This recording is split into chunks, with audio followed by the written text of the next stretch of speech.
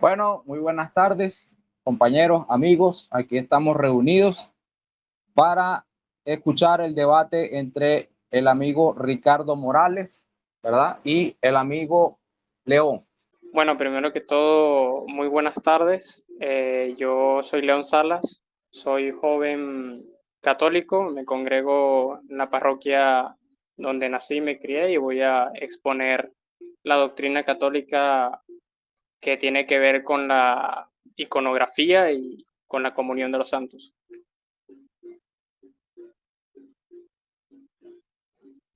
Muy bien, silencia el micrófono, por favor. Muy bien, vamos al tiempo de presentación de Ricardo Morales. Perdón, adelante. Bueno, muy buenas tardes a toda nuestra querida audiencia. Mi nombre es Ricardo Morales. Soy del país Venezuela, de la ciudad de Valencia.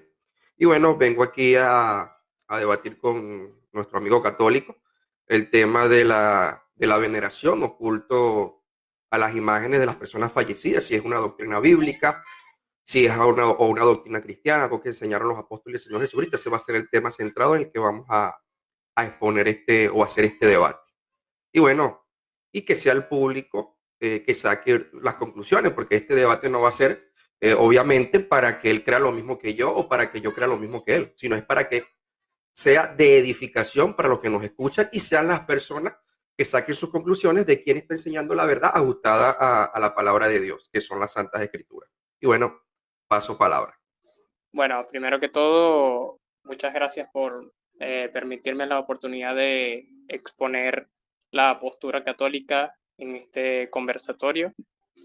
Y la verdad es que me parece un tema súper interesante, mucha información para las personas, tanto para los católicos como para las personas de otras corrientes cristianas, saber más o menos cómo es la teología católica con respecto a la iconografía. Lo primero que se tiene que decir de la iconografía católica es que forma parte fundamental en el culto cristiano porque básicamente es el corazón del recordatorio de los miembros de la iglesia. Siempre hemos visto la iconografía bastante representada a lo largo de la historia de la tradición católica, con muchas expresiones, en muchos estilos.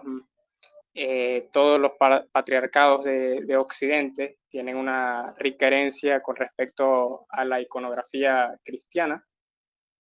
Y lo primero que hay que aclarar, que siempre está sobre la mesa cuando se debate sobre este tema, es la diferencia entre la dulia y la latría dentro del culto católico.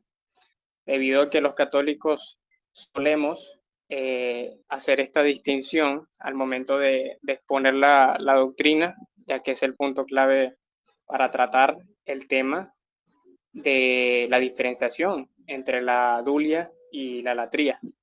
Como ya bien se conoce bastante, los católicos tenemos la dulia, que significa la veneración, y tenemos la latría exclusivamente a la Trinidad, Padre, Hijo y Espíritu Santo, eh, único objeto de nuestra adoración dentro del culto cristiano, y tenemos la veneración de los santos, que son los miembros de la iglesia. Los miembros de los santos, o sea, la comunidad de los santos es la comunidad de fieles que representa la herencia de todas aquellas personas que de alguna u otra forma lograron ser modelos a seguir y ser modelos que sirven para inspirar a toda la comunidad cristiana. Ya desde los primeros siglos hay algunos personajes conocidos como los mártires, y todos estos personajes que tienen un papel fundamental en la historia del desarrollo del cristianismo, desde el cristianismo primitivo hasta los días de hoy, pues simbolizan o son un estandarte que a la cristiandad le da orgullo llevarlo. Le da orgullo llevar como estandarte a todas estas personas que sacrificaron su vida por el Evangelio y que día a día en la iglesia se les honra y se les recuerda por eso. Más que todo, siendo un orgullo el reivindicar la misión de ensalzar a todos aquellos que se humillaron por causa del Evangelio, que fueron perseguidos, y por otra parte golpear con la indiferencia a aquellos orgullosos y soberbios que básicamente es mejor dejarlos para el olvido de la historia de la cristiandad.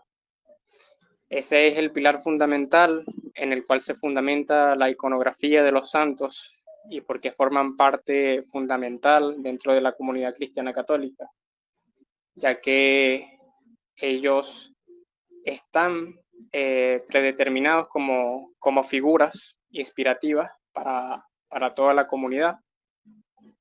También podemos decir que hay una hiperdulia especial por la Santísima Virgen María, que se puede decir es la persona que ha causado más impacto, se puede decir, a lo largo de los años con respecto a cómo debe ser la imagen de la iglesia.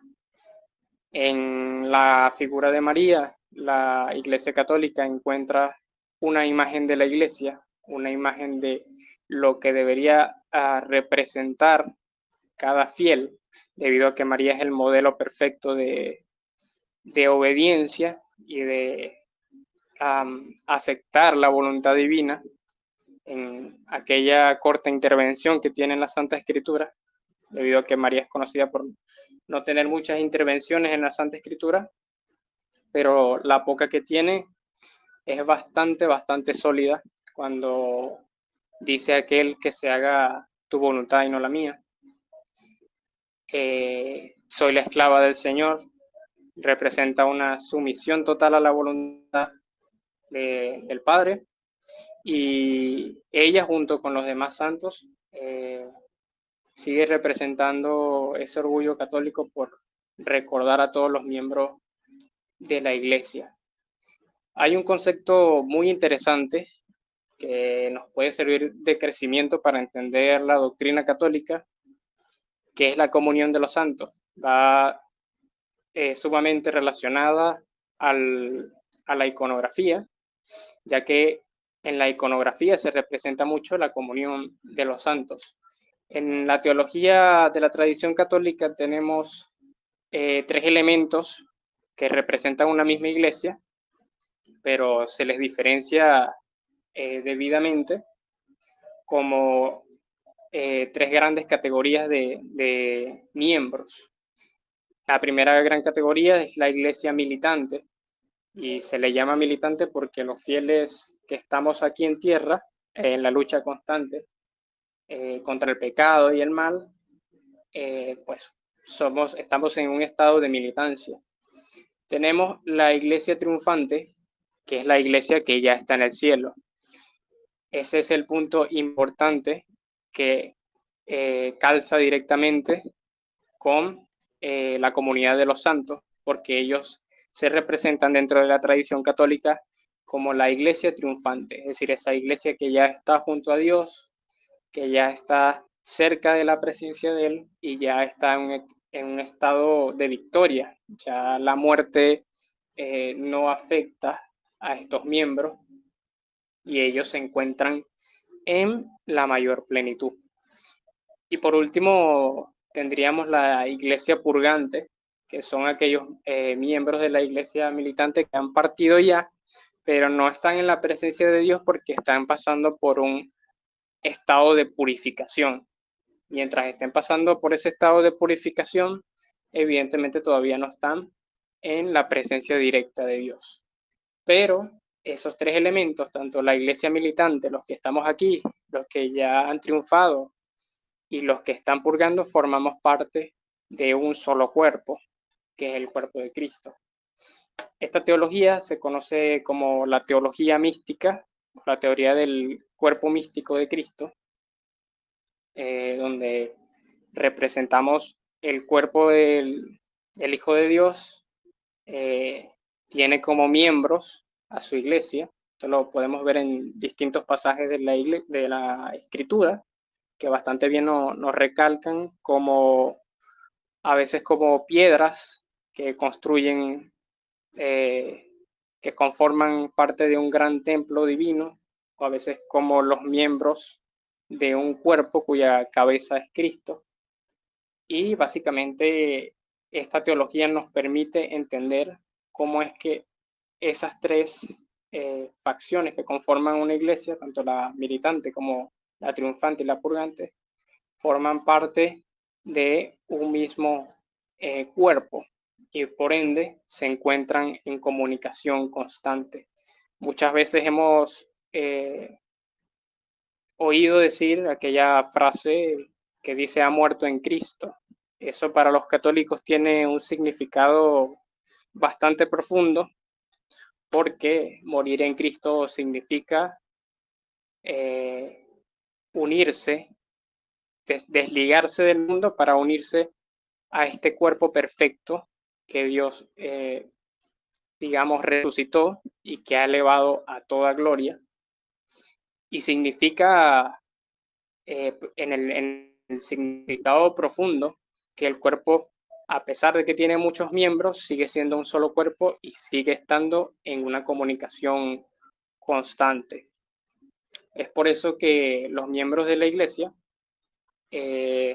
solemos hacer oraciones y plegarias unos por otros, pero también solemos pedir la intercesión de aquellos que se encuentran ya triunfantes en la presencia de Dios, sabiendo que pertenecemos a un mismo cuerpo y que todo lo que haga uno afecta al otro, pues representa la unidad y la cúspide de la comunión de todos los miembros de la iglesia. Por eso que en el credo se recalca también la comunión de los santos.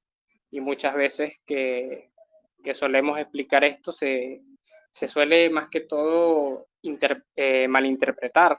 Se suele interpretar de una forma en la que realmente los católicos no creemos, sino que, como ya dije, cada miembro del cuerpo es un miembro vivo, un miembro que completa lo que toda la comunidad es en Cristo, y que constantemente los miembros se fortalecen. Una analogía que a mí me gusta mucho usar, que la he usado en algunas charlas con el grupo juvenil de la parroquia a la que yo asisto, es la analogía del corazón, ¿no? Que bombea sangre hacia todos los miembros del cuerpo y los mantiene en una comunicación constante. Ese mismo tipo de comunicación es la que podríamos decir que se extrapola a todos los miembros de la iglesia y a la, digamos, a la honra que se da todos los días al misterio del cuerpo divino de Jesucristo, y representa un punto también de originalidad, ya que las expresiones de los santos en la iglesia son diversas, son de mucha variedad. Hasta hoy tenemos libros que nos pueden dar una lista de todos los santos que han sido canonizados a lo largo de la historia, y nos sirve para, vuelvo y repito, honrar ese estandarte y honrar a todas estas personas. Desde tiempos antiguos tenemos una tradición y tenemos una escritura que nos recalca y nos recuerda los milagros divinos, pero la comunión de los santos, a diferencia de los otros elementos, es un elemento que está constantemente creciendo, constantemente haciéndose mayor, porque dentro de la Iglesia Católica siempre surgen nuevas personas que tienen el objetivo de llegar a esa iglesia triunfante. Por eso que la Iglesia Católica te otorga las herramientas o te otorga los digamos, elementos para tú practicar tu santidad, para practicar tu rectitud, para tú practicar la paciencia, el análisis, muchas veces por medio de todos estos personas, mártires o personas justas que dan el ejemplo, y siempre los mantenemos en el constante, digamos, una constante lucha para tratar de alcanzar la santidad, que yo digo que es algo que compartimos todos los cristianos queremos alcanzar la santidad. Y Un minuto, compañero. me parece que es la forma, la mejor forma en la que podemos practicar eso todos los días es mediante recordar a estos santos. Paso palabra, amigo. Ok. ¿No vas a requerir de un tiempo extra? ¿Consideras que está bien así? Sí, considero que está bastante conciso y me parece bien. Ok, perfecto. Por favor, entonces, silencia el micrófono.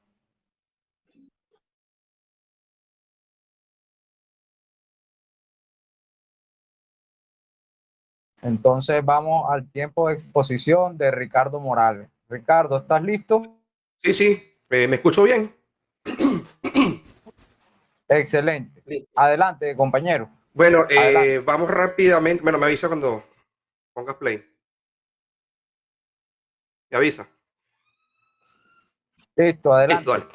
Adelante. Bueno, vamos rápidamente a demostrar bíblicamente, haciendo una correcta interpretación, exégesis y hermenéutica del pasaje sobre lo que Dios condena, que es el culto a las imágenes de personas fallecidas, conocido comúnmente como el culto a los muertos. Pero antes de ello, vamos a hablar un poco, ya que de esto que dirá a continuación, uno de los principales puntos donde la Biblia enseña que estas prácticas, como lo es el culto a las imágenes de personas fallecidas, que es culto a los muertos, es una práctica condenable ante Dios, y que estas prácticas eran condenadas a muerte por Dios en la antigüedad. Y sobre esta base, y uno de todos los puntos donde apoyaré mi postura completamente bíblica y apegada a lo que enseña la Biblia. Así que vamos rápidamente al libro de Deuteronomio 18, del 10 al 12. Para todos los que nos oyen, dice así: no se ha hallado en ti quien haga pasar a su hijo o su hija por el fuego, ni quien practique adivinación, ni agorero, ni sortilejo, ni hechicero, ni encantador, ni adivino, ni mago, ni quien consulte a los muertos, porque es abominación para con Jehová. Cualquiera que hace estas cosas, y por estas abominaciones Jehová tu Dios echa estas sanciones delante de ti. Isaías 8:19 dice: seguramente la gente les dirá, todos los pueblos consultan a sus dioses y les piden instrucciones o mensajes. Vayan ustedes y consulten a los brujos y adivinos para que les digan qué va a suceder, pero no hagan caso, son pura mentira. O en otras versiones dice que no le ha amanecido. También tenemos Levítico 20:27, que dice: si alguien, hombre o mujer, consulta a los muertos o practica la adivinación, deberá matarlo a pedradas. Levítico 19:31 dice: no volváis a los medios, ni a los espiritistas, ni a los busquéis para ser contaminados por ellos. Yo soy el Señor vuestro Dios. Entonces vemos que la santa palabra de Dios también nos enseña que los muertos nada saben. Una persona cuando muere deja de existir. Y para ello nos iremos rápidamente al libro de Génesis, donde la Biblia enseña cómo fue creado el hombre y qué está formado. Pero antes quiero aclarar los libros que leí anteriormente, los pasajes que leí, vemos claramente cómo dice que Dios condena a los que hacen culto a los muertos. Es decir, cuando lo que hacen muchas personas, que es que van a las imágenes de estas personas fallecidas, le hacen culto y inclusive le prenden velas y le hacen plegarias. Entonces, este es el punto que estamos tocando, algo que Dios condena. Entonces, vamos a ver el estado de los muertos, que no dice la Biblia y por qué Dios lo condena. Génesis 2:7 nos dice cómo Dios creó al hombre. Dice así: formó pues Jehová Dios al hombre del polvo de la tierra y alentó en su nariz soplo de vida, y fue el hombre un alma viviente. Entonces, como podemos ver claramente, la Biblia enseña que cuando Dios creó al hombre, lo formó de dos elementos. Dice que su cuerpo lo hizo del polvo de la tierra, y después de esto sopló en su nariz el aliento de vida o soplo de vida, que también es conocido como el espíritu, que viene del hebreo nefesh, que traduce a viento o soplo, o la energía de vida del hombre que salió dentro de Dios, dentro del Dios Padre. Y cuando esas dos cosas se unieron, el hombre fue un alma viviente. Entonces, antes de que Dios creara el hombre no existía, no era nadie, ni tenía una preexistencia antes de ser creado o colocado en la tierra, como enseñan los mormones, por ejemplo. Y creo que también nuestro amigo católico tampoco enseña eso, que el hombre tenía una preexistencia antes de ser creado. Entonces,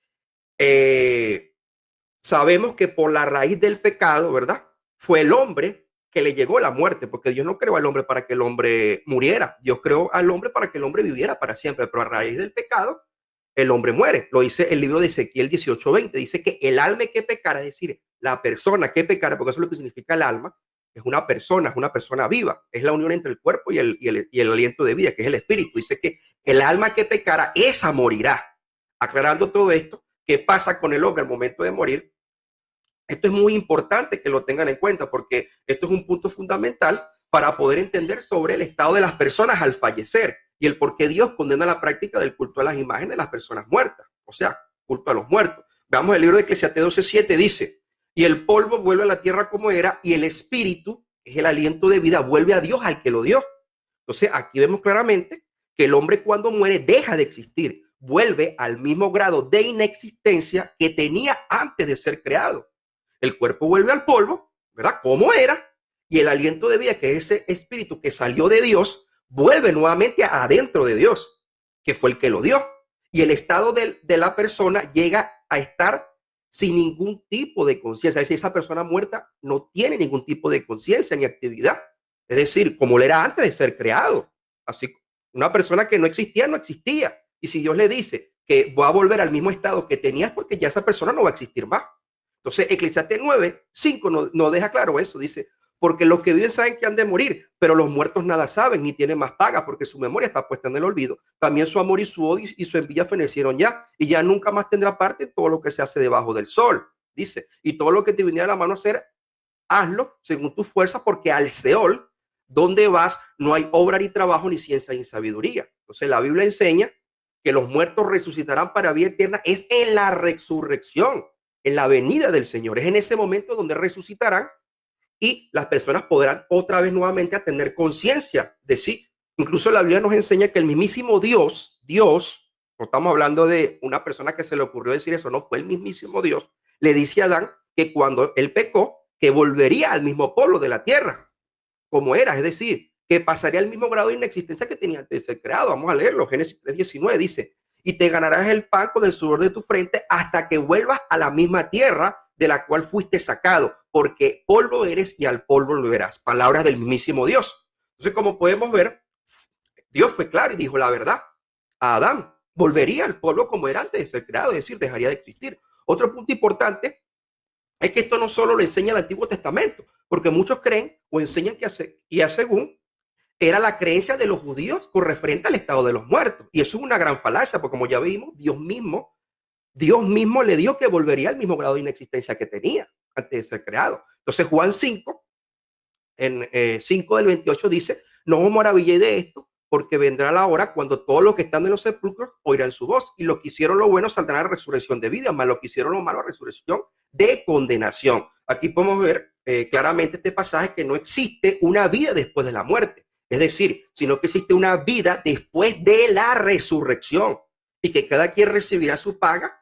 Los hijos de Dios serán recompensados con la vida eterna en un cuerpo espiritual, es decir, serán seres espirituales como los ángeles, como lo dijo el Señor Jesucristo, y los malvados serán resucitados para ser juzgados y condenados, para ser destruidos vivos, como lo dice la Escritura, en el Gehenna. Lo dice claramente Mateo 10:28.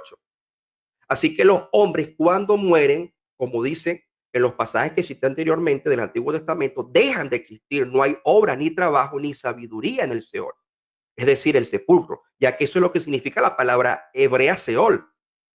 Entonces, veamos lo que nos dijo el Señor Jesucristo sobre el estado de la muerte, lo mismo que enseñaron los patriarcas del Antiguo Testamento. Por ejemplo, en Juan 11, del 11 al 14, Jesús compara la muerte con un sueño. Dicho esto, les dijo: después nuestro amigo Lázaro duerme, mas voy a despertarle. Dijeron entonces sus discípulos: Señor, si duerme sanará. Pero Jesús decía esto de la muerte de Lázaro, y ellos pensaron que hablaba de reposar del sueño. Entonces Jesús les dijo claramente: Lázaro ha muerto. La Biblia compara la muerte con un sueño, más de 50 veces. Entonces, para no citarlo todo, por el poco tiempo citaré solo los pasajes para que vean que en el Nuevo Testamento se dice lo mismo que en el Antiguo, que el estado de la muerte es como un sueño, no hay obra ni trabajo, ni ciencia, ni sabiduría. Por ejemplo, en 1 Tesalonicenses 4:15, dice que aquellos que duermen en Jesús resucitarán en su segunda venida. Lo dice en 1 Tesalonicenses 4, del 15 en adelante.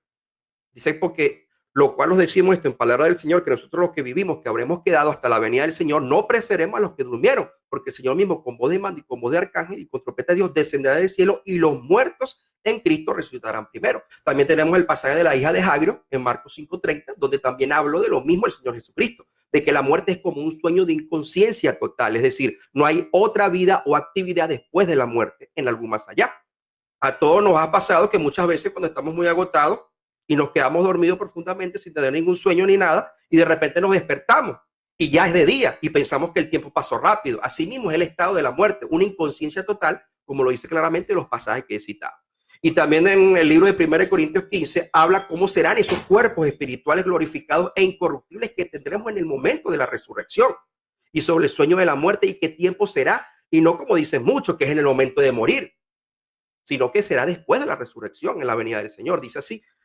Entonces, las escrituras son claras al estado de los muertos, y es por eso que Dios condena a cualquiera que haga culto y que se le haga estas imágenes de hechuras de manos de hombre, ya que las personas fallecidas no tienen ningún tipo de conciencia. Entonces, al momento de morir, las personas no tienen ningún tipo de conciencia. Entonces, se deja clara la enseñanza de que, dicho por Dios, en el Antiguo Testamento y también en el Nuevo Testamento, las personas al morir dejan de existir, pasan al mismo grado de inexistencia e inconsciencia total.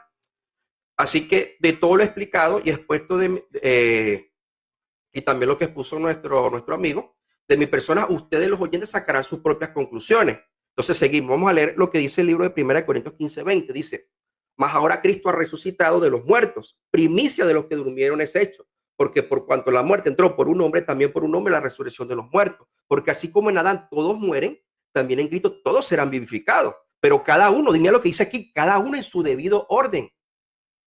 Cristo, que es la primicia, él ya resucitó. Luego los que son de Cristo en su venida. Y luego dice, luego el fin, cuando entregue el reino al Dios y Padre, cuando haya suprimido todo dominio, toda autoridad y potencia. ¿Lo ven? ¿Lo ven claramente? Este pasaje irrefutable enseña claramente que hay un orden para la resurrección de los muertos. Dice que primero resucitó Cristo como primicia y ascendió al cielo resucitado, no al momento de morir. Y fue resucitado que él ascendió al cielo. No al momento de morir. Y dice que los otros que resucitarán serán los que son de Cristo en su venida. Eso incluye a todos los patriarcas, a todos los que murieron en Cristo hasta nuestros días, que venga el Señor, hasta que venga el Señor. Como ya vemos en los pasajes anteriores, como pueden ver, una de las reglas de la hermenéutica es que para que algo pueda ser considerado doctrina bíblica y cristiana, tienen que ser demostrados como mínimo 3 pasajes bíblicos. Y aquí hay más de 3 pasajes con lo que estoy demostrando. Entonces vamos a ver el siguiente pasaje de 1 Corintios 15:42.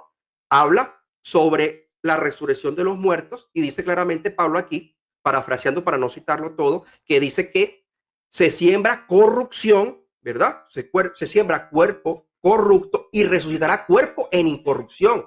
Se siembra en deshonra, resucitará en gloria. Se siembra en debilidad, resucitará en poder. Se siembra cuerpo animal y resucitará cuerpo espiritual. Aquí no dice que la persona al momento de morir vaya al cielo o vaya a un lugar más allá. No, dice que va a estar muerto hasta la venida del Señor y que resucitará en un ser espiritual.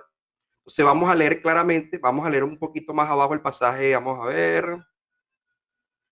El pasaje 55, el 51 dice: he aquí os digo un misterio, no todos dormiremos, pero todos seremos transformados en un momento, en un abrir y cerrar de ojos a la final trompeta, porque se tocará la trompeta y los muertos serán resucitados e incorruptibles. Dice la final trompeta, lo dice que al momento de morir. Dice, y nosotros seremos transformados, porque es necesario que esto corruptible se vista de incorrupción y esto mortal se vista de inmortalidad. Y cuando esto corruptible se haya vestido de incorrupción y esto mortal se haya vestido de inmortalidad, entonces se cumplirá la palabra que está escrita: se olvida la muerte en victoria. ¿Dónde está, oh muerte, tu aguijón? ¿Dónde está, oh sepulcro, tu victoria? Ya que el aguijón de la muerte es el pecado y el poder del pecado la ley. 57, más gracias sean dadas a Dios que nos da la victoria por medio de nuestro Señor Jesucristo. Así que, hermano, y mira lo que dice Pablo aquí: Así que, hermanos míos, amados, estad firme y constante, creciendo en la obra del Señor, siempre sabiendo que vuestro trabajo en el Señor no es en vano. O sea, le está dando una esperanza. No está diciendo que al momento de morir se van con el Señor, no. Le está dando una esperanza que a futuro, en la venida del Señor, Dios lo va de nuevo a darle la vida. Por eso es que los muertos nada saben. El culto a los muertos, por eso es que Dios lo condena. Entonces, la Biblia es clara. Aquí hay varios puntos que tenemos que entender. Pablo nos enseña con la última frase que dijo que con nuestro trabajo no es en vano. Es que le está dando una promesa de vida eterna, como ya dije, al lado del Señor, al decir y enseñar que en la venida del Señor lo volveremos a ver y resucitaremos así como Él hizo. Es decir, tendremos un cuerpo espiritual así como Él lo tiene y estaremos siempre con Él. Por ninguna parte vemos que se dice que será el momento de morir, que pasará esa resurrección, por ninguna parte, sino que se enseña que será en su venida. Por esa razón es que ningún santo o persona fallecida puede responder plegarias, ni hacer milagros, ni interceder ante el Padre. Voy a tomar mis, un minuto, Ricardo. Okay, voy a tomar mis 5 minutos, si quieren me los alarga. Ni interceder ante el Padre, sino solo Jesús, ya que Él fue el único, como ya expliqué y cité, la Biblia de que somos primicia de la resurrección. Resucitó y ascendió al cielo resucitado. Vamos a ver algunos pasajes. 1 Timoteo 2:5 dice, porque hay un solo Dios y un solo mediador entre Dios y los hombres, Jesucristo hombre.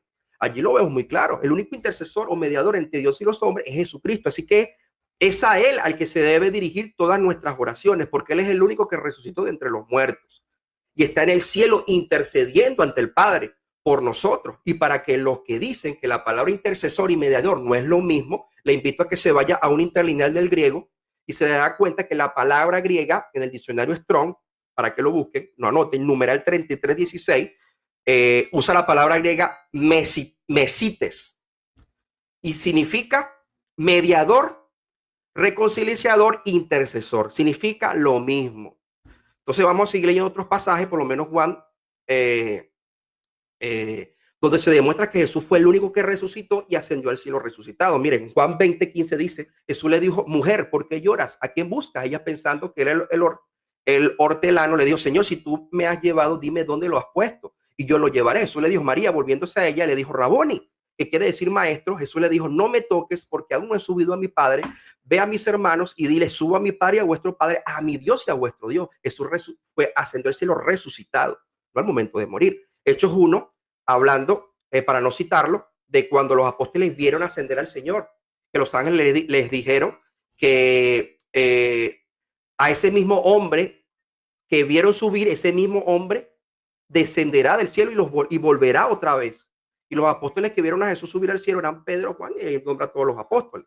Entonces, más claro, las escrituras no pueden ser. Y otro pasaje que lo termina de confirmar de que nadie ha subido al cielo, sino solamente Jesús resucitado, es el pasaje de Juan 3:13. Dice que nadie ha subido al cielo, sino que bajó del cielo, es decir, el Hijo del Hombre que está en el cielo. Entonces, ya aclararon este punto, vamos a demostrar claramente con la escritura que Dios lo que prohíbe es el culto a las imágenes, que vendría siendo inclinarse ante ellas, hacerles plegaria, encenderles velas y cualquier otro culto a ellas. Eso es lo que Dios prohíbe, no las imágenes en sí, ya que si Dios la prohibiera, las imágenes fuese pecado, sencillamente tuviésemos en pecado toda la humanidad, todos fuésemos pecadores, ¿ves? Y encontraríamos una grande contradicción en las escrituras. Por ejemplo, toda la humanidad tenemos imágenes de muchas cosas en nuestras casas, quizás tengamos cuadros decorativos que adornan nuestros hogares, fotos de familiares para recordar momentos bonitos que tuvimos, incluso en los billetes o dinero que manejamos hay imágenes de los próceres de la nación. Eso Dios no lo prohíbe. Lo que Dios prohíbe es el culto religioso a las mismas, y más si son personas fallecidas, como ya demostré con anterioridad. Entonces, vamos a leer lo que dice la escritura de que Dios condena el culto a esas imágenes. Vamos a leer Salmo 115, dice, la gloria, Señor, no es para nosotros, sino para tu nombre, por causa de tu gran amor y fidelidad, porque tiene que decirnos a las naciones dónde está tu Dios. Nuestro Dios está en los cielos y puede hacer todo cuanto Él quiere, pero sus imágenes de fundición son de plata y oro, producto de manos humanas. Tienen boca, pero no pueden hablar, ojos, pero no pueden ver, oídos tienen, pero no pueden oír, nariz, pero no pueden oler, tienen manos, pero no pueden palpar, tienen pies, pero no pueden andar. Ni un solo sonido emiten con su garganta, y semejante a ellos son sus hacedores y todos los que confían en ellos. Las escrituras son claras con referente a lo que son las imágenes de hechura de hombre. Y dice que las personas que le hacen culto religioso son semejantes a ellos. Es increíble la claridad de las escrituras. Vamos a ver otro pasaje de Éxodo 20, Dice así: no te harás imagen ni ninguna semejanza de lo que está arriba en el cielo, ni debajo de la tierra, ni las aguas debajo de la tierra. No te inclinarás a ella, ni las honrarás, porque yo soy Jehová tu Dios, fuerte, celoso, que visito la maldad de los padres hasta la tercera y cuarta generación. ¿Lo ven? Las escrituras son claras. ¿Acaso Dios en el pasaje prohibió las imágenes? No.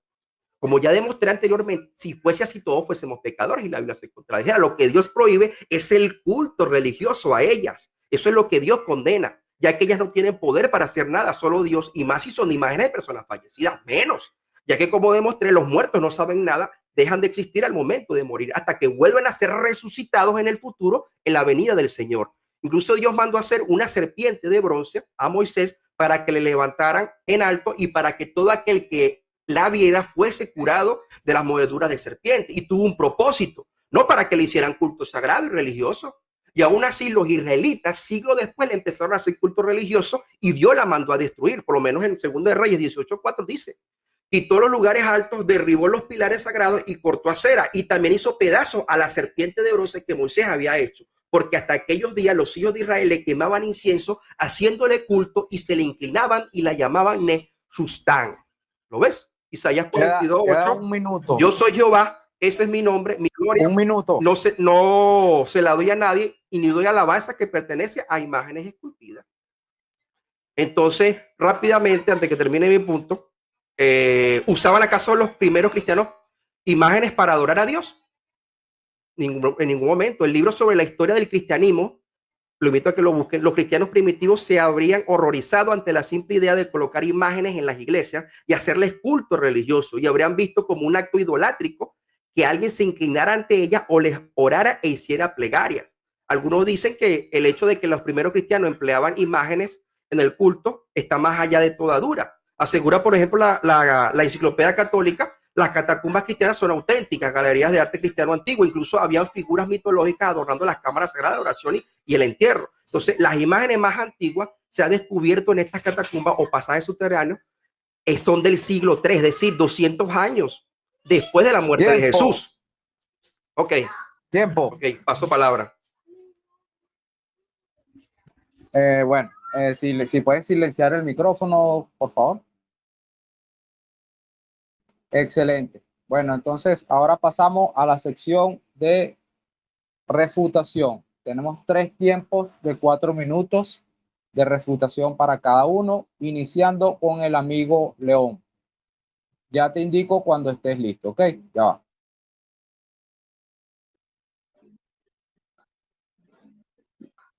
Okay. León, ¿estás listo? Listo. Ok, tienes 4 minutos. Cuando quieras puedes iniciar. Bueno, lo primero que me gustaría tocar es que dentro de la tradición católica, evidentemente, nosotros no concebimos, estamos completamente, de hecho, de acuerdo con todas las citas que se han dado con respecto a la adivinación, con respecto a preguntar a los muertos suertes y todas esas cosas. Y eso no interfiere con la teología y la tradición católica. Para denostar un ejemplo de que los católicos no consideramos a los santos muertos, debido a que tenemos una teología que nos muestra que con la revelación del Hijo del Hombre, la muerte ya no tiene poder sobre su cuerpo. ¿Y quiénes son los miembros del cuerpo de Cristo? La Iglesia. Si tuviéramos que decir que los miembros del cuerpo de Cristo están muertos, entonces estamos diciendo que el cuerpo de Cristo tiene muerte en sí mismo, lo que sería una completa contradicción.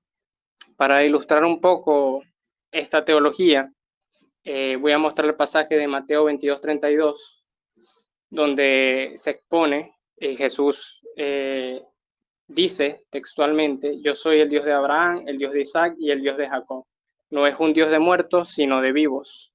Esa fue la respuesta que dio Jesús ante la propuesta de unos saduceos en el contexto de un debate, precisamente para responder con cuál de los esposos fallecidos debía quedarse la viuda cuando ocurriera la resurrección. Era un caso en el que había muchos fallecidos. Entonces Jesús inmediatamente les recalca la incomprensión de las escrituras por parte de los saduceos, recriminándoles que no entienden el poder de Dios y recordándoles la forma en que Dios se presentó a Moisés como Dios de Abraham, de Isaac y de Jacob, Dios de vivos y no de muertos. Un pasaje de la Torá, del Antiguo Testamento, y es un pasaje que muestra que Abraham, Isaac y Jacob son los creyentes del Dios vivo, y este Dios no es Dios de muertos, a pesar de que estos habían dejado ya la tierra hace muchas generaciones, a pesar de que su cuerpo ya había vuelto al polvo, pues básicamente los consideraba como vivos, y el Señor Jesucristo nos da a entender perfectamente eso en esa intervención. Otra forma en la que podemos ver que ese espíritu que vuelve a Dios es renovado en un cuerpo espiritual, por ejemplo, lo podemos ver en pasajes como la transfiguración en el Monte Carmelo. Nosotros vemos a Moisés transfigurado en el Monte Carmelo, a pesar de que la Torá misma nos relata específicamente que Moisés murió, y que incluso en otras cartas del Nuevo Testamento se menciona que... ¿puedo usar el tiempo?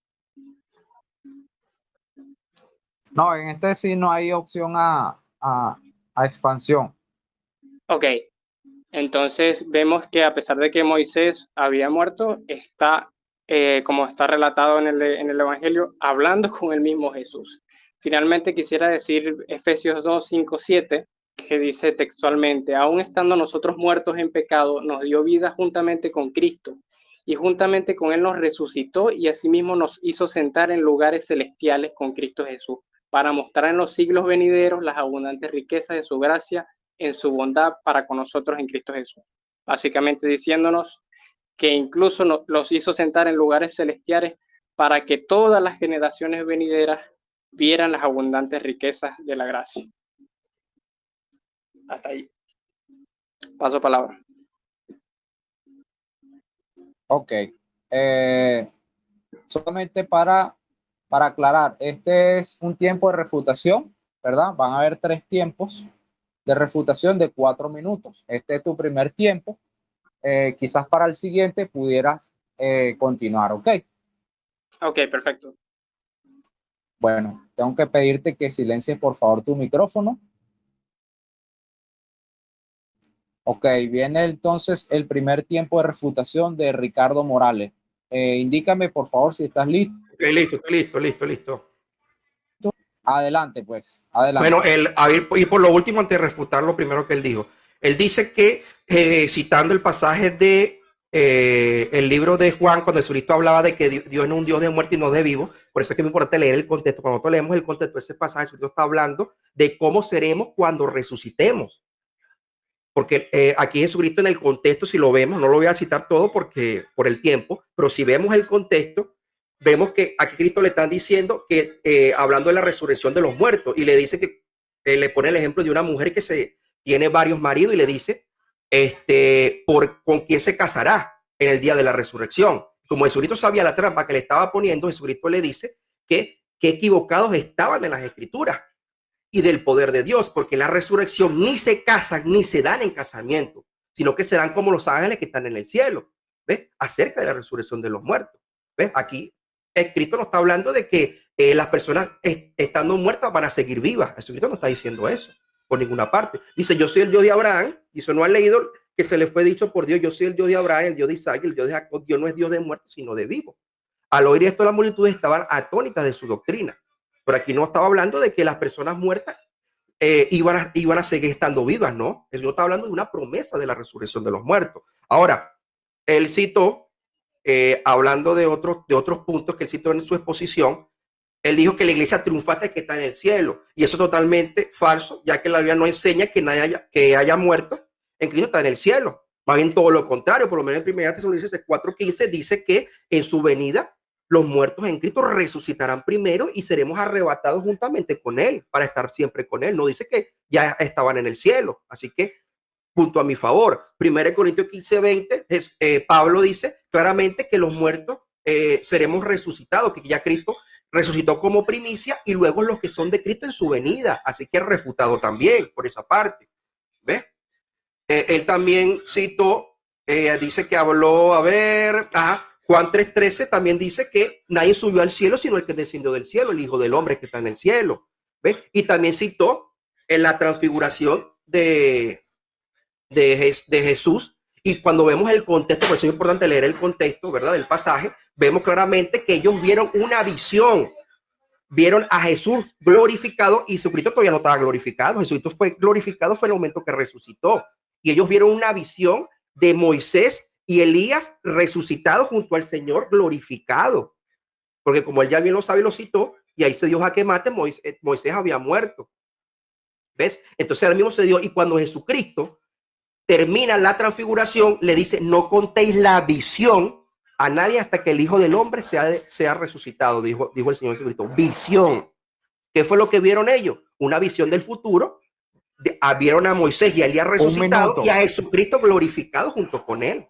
Ellos no vieron literalmente a Moisés y a Elías vivos al lado del Señor Jesucristo. Vieron una visión del futuro, así como Juan en el Apocalipsis vio visiones del futuro, de la venida del Señor, de la destrucción a la tierra y todas las visiones que vio del tiempo futuro. Asimismo vio estos apóstoles, los apóstoles del Señor, a Jesucristo glorificado junto a Moisés y Elías. Y también él citó, dice que una iglesia purgante, donde enseña eso la Escritura.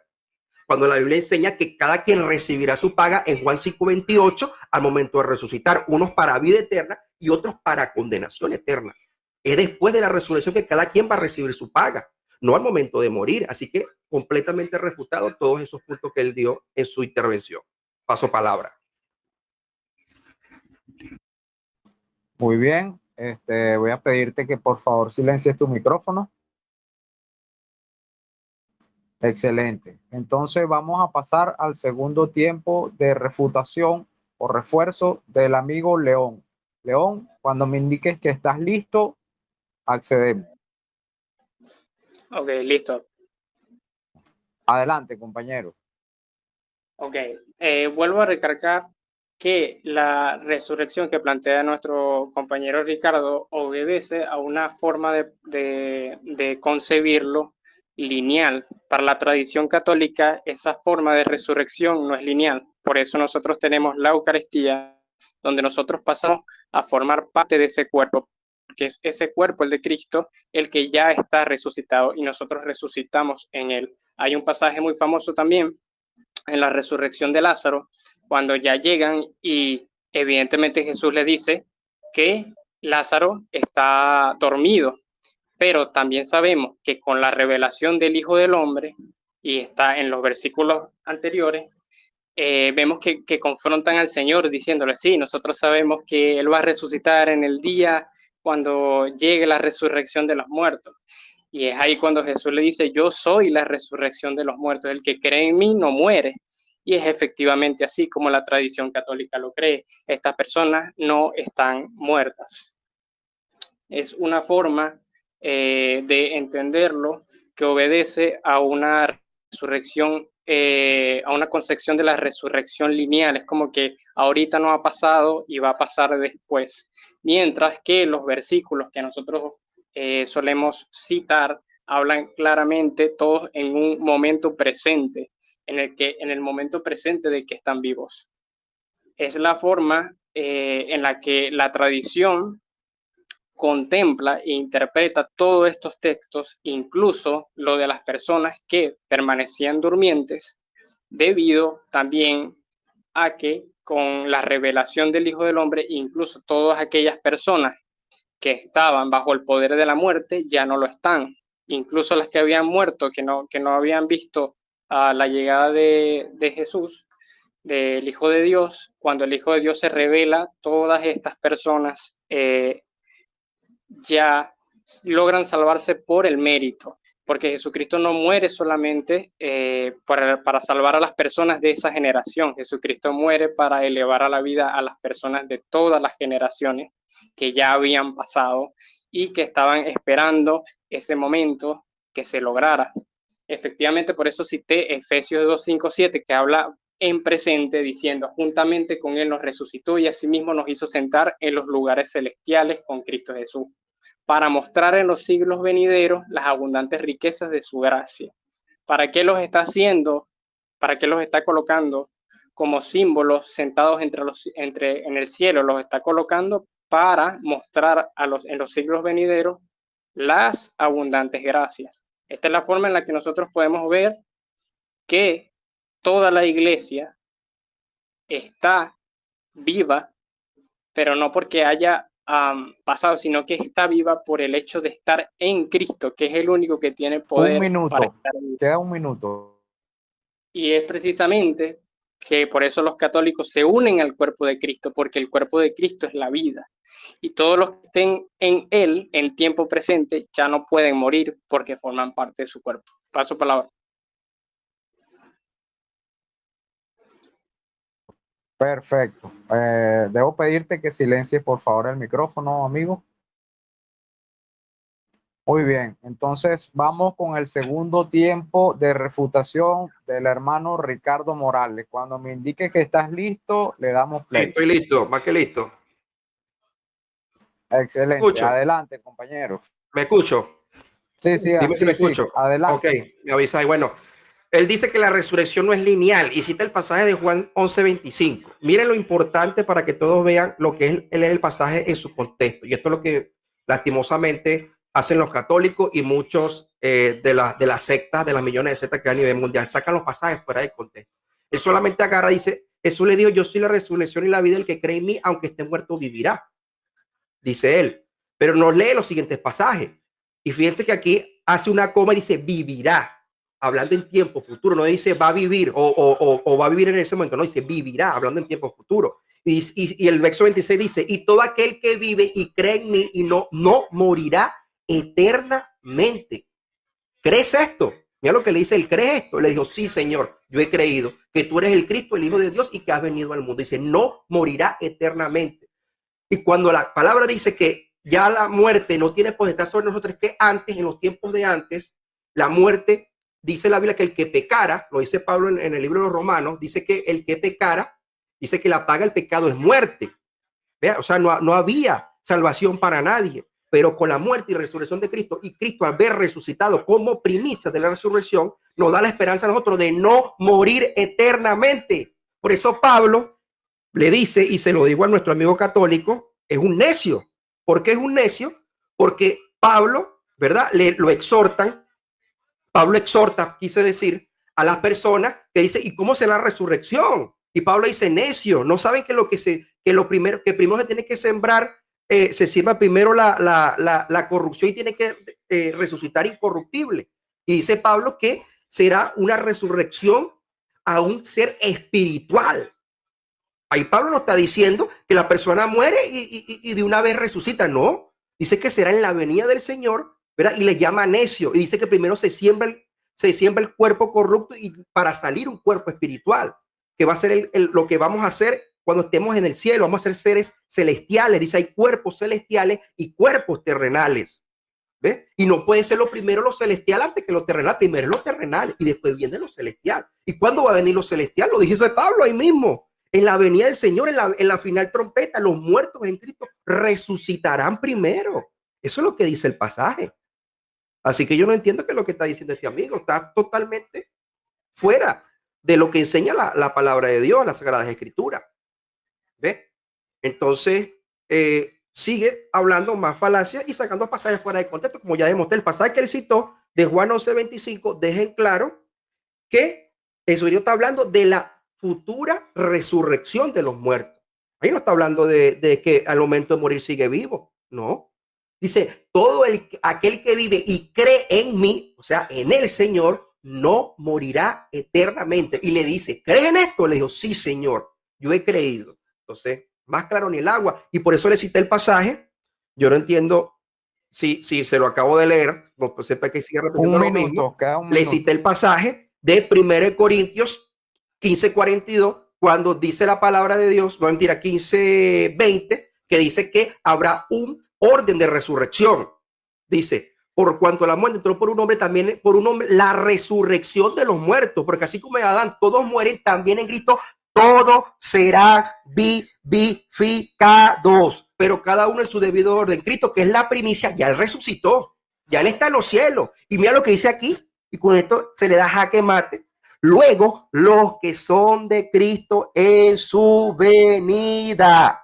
¿Quiénes están allí? María, los apóstoles, los patriarcas. Y le tengo otro pasaje donde dice que todos los antiguos de la fe van a resucitar con nosotros y serán perfeccionados con nosotros en la venida del Señor. Pero eso lo dejaré para el final. Ese va a ser el total jaque mate que se le va a dar a toda esta doctrina. Y se ve claramente el por qué Dios condena el culto a los muertos. Ok, paso palabra. Tiempo. Muy bien. Por favor, silencia el micrófono. Silencia el micrófono, amigo. Excelente. Muy bien. Bueno, vamos entonces al tercer y último tiempo de refutación. Le toca al amigo León. Cuando estés listo, por favor, avísame. Ok, listo, amigo. Adelante, compañero, adelante. Bueno, me gustaría de verdad decir que entiendo perfectamente la perspectiva del compañero Ricardo y yo creo que yo llegaría a esa conclusión si yo no tuviera la interpretación tradicional y no tuviera la tradición de la iglesia y también no tomara en cuenta esos puntos. Pero sigo diciendo que el error que presenta, que nosotros le señalamos a los compañeros, es que tienen un tipo de pensamiento lineal. O sea, obviamente el cuerpo se va a morir, obviamente va a volver a la ceniza la materia, pero el cuerpo espiritual es en Cristo y es en tiempo presente. Por ejemplo, me gustaría hacer una pregunta al hermano Ricardo.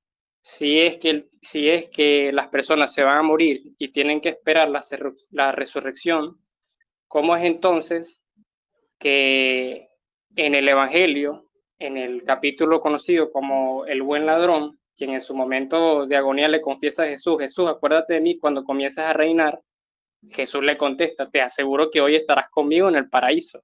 Se lo está diciendo, le está diciendo a este buen ladrón, que en la tradición católica, por cierto, se llama San Dimas, está en el martirio romano, le está diciendo que va a estar en el paraíso. Le dice, te aseguro que hoy estarás conmigo en el paraíso.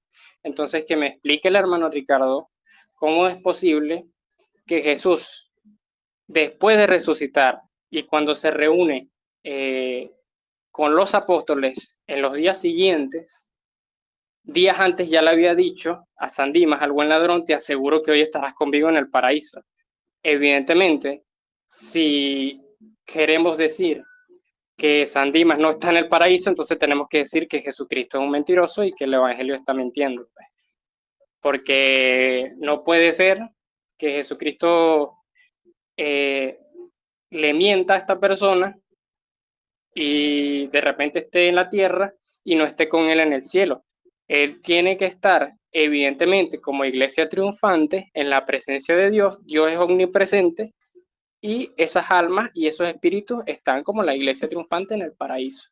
Si no, entonces, ¿cómo le damos explicación a este suceso? ¿Cómo le damos explicación a las demás citas que ya he señalado? Que bueno, el amigo Ricardo se ha limitado a decir que o es mala interpretación, o está fuera de contexto, o está mal leído, o hay que leer más.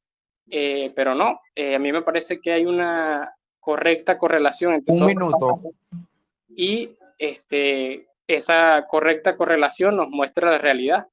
Nos muestra la realidad en las cartas cuando se habla de los santos en el cielo, en el Apocalipsis. Aquí Jesús diciéndole a San Dimas que va a estar en el paraíso con él y le dice hoy mismo. Yo creo que es bastante claro y me parece que no le veo mucho sentido a la interpretación que me propone el hermano Ricardo, de verdad. Bueno, paso palabra. Muy bien. Por favor, silencia el micrófono, hermano. Excelente. Entonces vamos al tercer y último tiempo de refutación del hermano Ricardo Morales. Cuando estés listo, Ricardo, por favor, Perfecto, indícame. listo. Bueno, fácil de refutar eso, que fácil, me la puso demasiado sencilla. El primero dice que él se deja guiar por la tradición de la iglesia, ¿verdad? Lo que dice la iglesia, no por lo que dice la Biblia y lo que enseñaron los apóstoles. Y vean lo que nos dicen los apóstoles en el libro de Colosenses. Diga, tengan cuidado y no se dejen llevar por quienes los quieren engañar con teorías y argumentos falsos. Por ello no se apoyan en Cristo, sino en las tradiciones de los hombres y en los poderes que dominan este mundo. Entonces, aquí nos deja claro el apóstol que no nos dejemos guiar por las tradiciones de los hombres que van fuera de la doctrina de Cristo, que es la resurrección de los muertos. Él me saca el pasaje del ladrón, ¿verdad? Que dice que Jesucristo le dijo, por eso es importante saber el contexto original, ¿verdad? Y para responder esa pregunta, ¿fue Jesús al paraíso ese día? Según su propia palabra, dijo que permanecería en la tumba los 3 días y las 3 noches siguientes a su muerte. Mateo 12:40, su alma permaneció en el Seol o la tumba. Por eso corto periodo de tiempo y luego fue resucitado. ¿Ves? Porque cumplió la profecía de Salmo 16:10 que dice, porque no dejarás mi alma en el Seol y permitirá que tu santo vea corrupción. Por lo tanto, es obvio que el ladrón no se reunió con Cristo en ningún lugar ese día, después de ser resucitado, porque recordemos que Cristo le dijo a María, no me toques porque aún no he subido a mi Padre. Esto es lo que parece que él no se le ha ido. Le dijo a mi Padre, me ve a mi semadía, subo a mi Padre, a vuestro Padre, a mi Dios y a vuestro Dios, Juan 20:17. Y Jesucristo resucitó solo, Jesucristo no salió con el ladrón, porque María Magdalena no vio al ladrón que murió. Entonces, ¿cuál es la forma correcta de entender lo que Cristo le dijo al ladrón en la cruz? Como vimos en la versión Reina Valera del 60 y otras versiones, el versículo dice, de cierto te digo que hoy estarás conmigo en el paraíso, pero sin embargo, le invito a que busque una Biblia interlineal, mi amigo. Sin embargo, la palabra que no aparece en el texto griego original, la traducción correcta sería, de cierto te digo hoy estarás conmigo en el paraíso. Jesucristo lo que le quiso decir a él, ese día le dijo, de ciertamente yo te digo a ti hoy, tú estarás conmigo en el paraíso. Es decir, Jesucristo le estaba prometiendo que él le iba a resucitar en el día de la resurrección de los muertos. O sea, él sería uno de las personas que Jesucristo salvó porque creyó en él. Aún así, creyendo erróneamente que el ladrón sí se fue al paraíso ese mismo día, algunos traductores agregan 2 puntos entre digo y hoy, diciendo que digo hoy estará conmigo en el paraíso, pero en realidad la traducción correcta del pasaje interlineal, ¿verdad? Del griego, del original, es de cierto te digo yo a ti hoy estarás conmigo en el paraíso. Es decir, Jesucristo le estaba prometiendo al ladrón que él resucitaría, él lo resucitaría en el día de su venida. Y vemos claramente que eso es verdad por lo que ya leí por anterioridad. Jesucristo resucitó solo. Y María Magdalena lo vio solo. Y dice, subo a mi Padre, a vuestro Padre, a mi Dios y a vuestro Dios. Y Jesucristo no subió con el ladrón. Entonces Jesucristo se contradijo. No, sencillamente la traducción original nos deja claro que él le dijo que le estaba prometiendo ese día, le estaba prometiendo ese día que le iba a resucitar. Porque el ladrón le dijo, Señor, acuérdate de mí. Porque vemos el contexto pasado, le dice, acuérdate de mí cuando vengas en tu reino. Y Jesucristo le dice, de cierto te digo yo a ti, hoy estarás conmigo en el paraíso. Es decir, le estaba prometiendo ese día que lo iba a resucitar. Por eso es que en el Juan 20:17 vemos claramente que Jesucristo resucitó solo y ascendió al cielo solo, no con nadie. Así que paso palabra y bueno, espero que le haya quedado respondida la pregunta y lo que él pasó allí. Paso palabra. Muy bien, muy bien. Bueno, una vez ya concluido los 3 tiempos de refutación, pasamos al ciclo de preguntas. Y para recordar, son 3 preguntas por cada una de las partes. Distribuida, o sea, la sección va a estar distribuida de la siguiente manera. La parte pregunta, la contraparte responde y luego la parte que preguntó tiene derecho a refutación, ¿ok? 1 minuto para formular la pregunta, 3 minutos para responder, 3 minutos para refutar. Indíquenme, por favor, si entendieron. ¿Cómo se hace la pregunta y después se hace la refutación? No entendí esa parte, amigo. Ok, vuelvo a explicar. Va a estar distribuida de la siguiente manera. Por ejemplo, ahorita vas a iniciar la pregunta, tu primera pregunta. Tú vas a preguntar, tienes 1 minuto para formular tu pregunta. Ricardo va a tener 3 minutos para responder y luego vas a tener derecho a refutación por 3 minutos. Indíquenme, por favor, si entendieron. Ok. Vale. Ok, León, tienes derecho a tu primera pregunta. Tienes 1 minuto para formular tu primera pregunta. ¿Estás listo? Vale, vale, vale. Ok, adelante, amigo. Ok, mi pregunta para el hermano Ricardo sería que si Jesucristo es Dios y se supone que Dios es omnipresente, ¿cómo es posible que Jesucristo le diga que estará con él en el paraíso y al mismo tiempo se diga luego que no está con él? Que es que es una promesa de resurrección. O sea, ¿cómo es posible que Dios está en todos los lugares, baja a la tierra, pero no está en el cielo? Paso la palabra. Muy bien, muy bien. No Ricardo, entendí la ¿entendiste? no entendí la pregunta, no la entendí para nada. No sé qué fue lo que quiso decir. Dice que si está en todos lados, ¿cómo es que le prometió la Sí, resurrección? No sí. entendí la O sea, pregunta. la Vuelvo a pregunta formular. es que si Jesucristo le promete al buen ladrón que estará con él y en el Evangelio no aparece que cuando resucita, o sea, que cuando resucita Jesús está solo, entonces eso quiere decir que Jesús no tiene potestad para ejercer su presencia en el paraíso. O sea, él tiene que, el buen ladrón tiene que esperar que Jesús se mueva de manera local para poder estar con él o para poder hacerse partícipe de la resurrección. ¿Entendiste la pregunta, Ricardo? No la entendí, pero le voy a responder con referente a lo del mismo, porque es la pregunta que me está diciendo lo del ladrón. Recordemos que, te vuelvo y te explico, te invito a que busques el interlineal, ¿verdad? Busques el interlineal y el pasaje original, o sea, en la traducción que nosotros manejamos, ¿ok? Sin embargo, dice la traducción, ¿verdad? Que la palabra esa que no aparece en el original, no aparece en el texto griego original.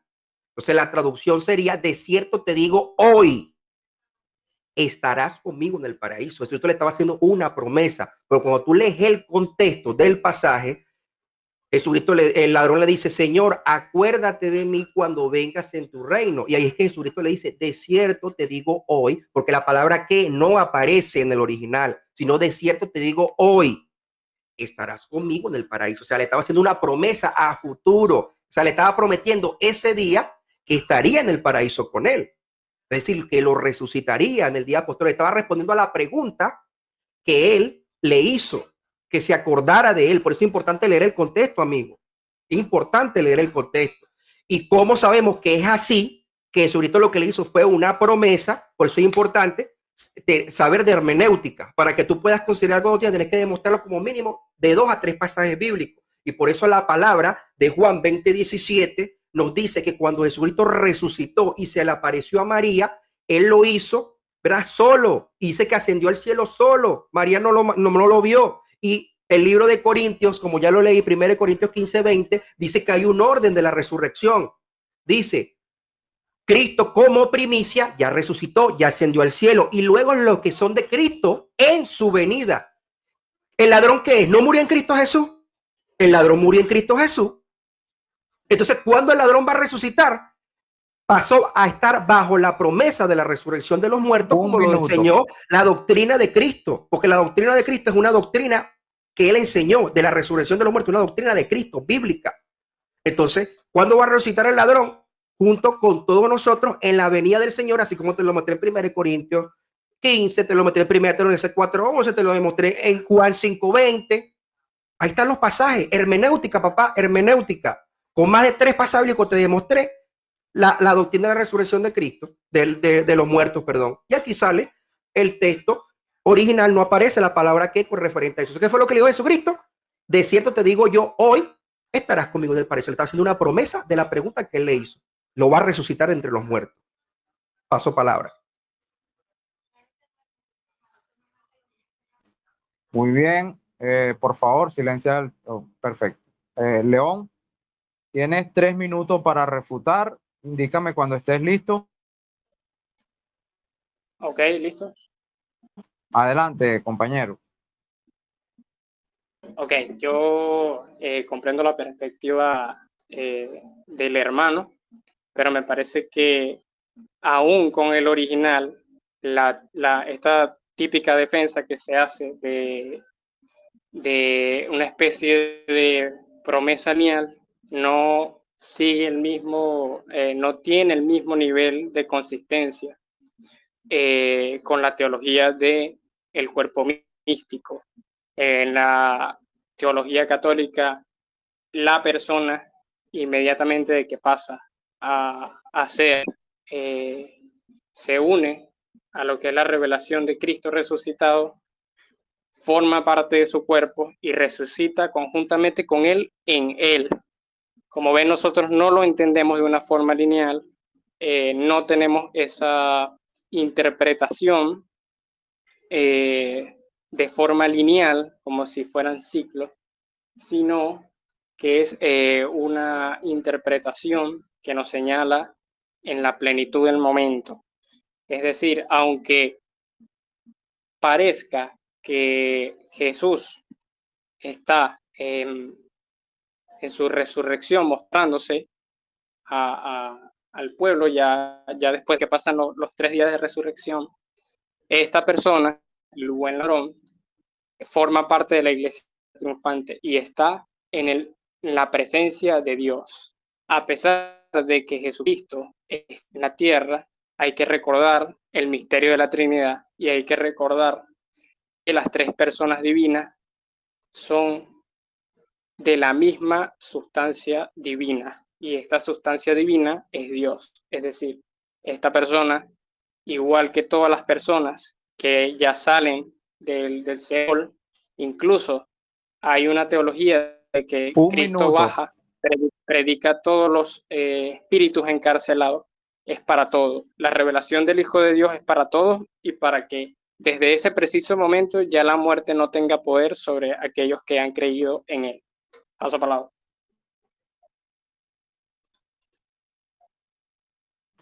Muy bien, por favor, silencia el micrófono, León. Bien, entonces ahora pasamos a la primera pregunta del hermano Ricardo Morales. Cuando esté listo, Ricardo, indícame. Excelente, vale. Aquí donde quería yo las preguntitas. Tengo unas 3 excelentes preguntas. Ok, la primera Muy pregunta bien, según a lo que... adelante. bueno, dale. La primera pregunta es según a lo que él estaba diciendo ahorita. Ok, en lo último que dijo. Tú dices, don León, que Jesús predicó a los espíritus encarcelados. ¿Me puede dar el pasaje, por favor, de ese pasaje y me lo explique, por favor? Donde se diga literalmente que Jesús predicó a los espíritus encarcelados. ¿Y quiénes eran esos espíritus? Por favor, paso palabra. Ok, muy bien. León, ¿entendió la pregunta, amigo? León, ¿entendió la pregunta? La pregunta es lo de los espíritus, ¿no? Ya. Ricardo, si puedes repetir la pregunta, por favor. Ok, te la vuelvo a hacer, don León. La pregunta es con referente a lo que estabas diciendo ahorita. Tú me hablaste de que Jesucristo descendió, ¿verdad? Al Seol, ¿verdad? A un lugar donde había unos espíritus encarcelados y él les predicó, ¿cierto? Y me imagino que se los llevó al cielo, ¿verdad? Según lo que tú me estás diciendo, ¿cierto? ¿Es lo que tú crees? Ok, ¿Sí? Ok, ya entendí León. la pregunta. Ok. Entonces quiero que me des el pasaje bíblico y me explique quién eran esos espíritus y en qué momento Jesucristo se los llevó al cielo. Esa es la pregunta, bíblicamente, obviamente. Paso palabra. Bien. León, ¿entendió? Sí, entendí la pregunta. Adelante, Bueno, pues, compañero. Tiene 3 minutos. bueno, primero que todo es muy curioso, me gusta la pregunta porque hubo una parte donde el hermano Ricardo en su exposición mencionó el Gegena, y es una prueba, bueno, no una prueba, sino una muestra de que hay ciertos pasajes que con el desarrollo y el correcto fondo de la tradición católica nosotros podemos argumentar esta tradición. El pasaje sobre que se construye todo esto es Primera de Pedro, el capítulo 3, del versículo 18 al 20. Y bueno, a pesar de que ha sido un pasaje controvertido dentro de lo que es la comunidad protestante, nosotros ya tenemos desde los padres de la iglesia comentarios que nos indican la predicación a las almas condenadas. Desde esta dimensión de la tradición católica se puede decir que existe esta concepción. Esa sería la respuesta.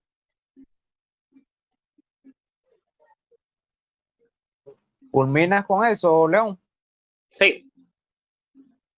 Ok, bueno, por favor, silencia tu micrófono. Bien, entonces pasamos a los 3 minutos de refutación, Ricardo. Cuando estés listo, Ricardo, avísame.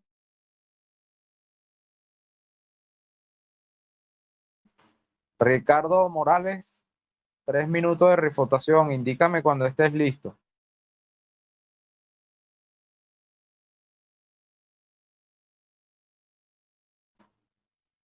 Ricardo, ¿estás por ahí? León, ¿tú me escuchas? Sí, te escucho. Puede ser que Listo, te haya escucho, listo, te corte escucho, eléctrico. te Oh, escucho. ok, ya. Avísame. Está bien. Ok, ok, te escucho. Ok, tienes 3 minutos para tu Ok, refutación, ok, compañero. Adelante. perfecto. Como podemos ver, don León no me supo explicar, no me dio el pasaje bíblico, ¿verdad? Vamos a leerlo. Vamos a leer el libro de Primera de Pedro. Yo se lo voy a explicar con mucho gusto, don León. Primera de Pedro 3:18. Dice así, porque Cristo murió una vez y para siempre para perdonar nuestros pecados. Él era bueno e inocente y sufrió por los pecadores para que ustedes pudieran ser amigos de Dios.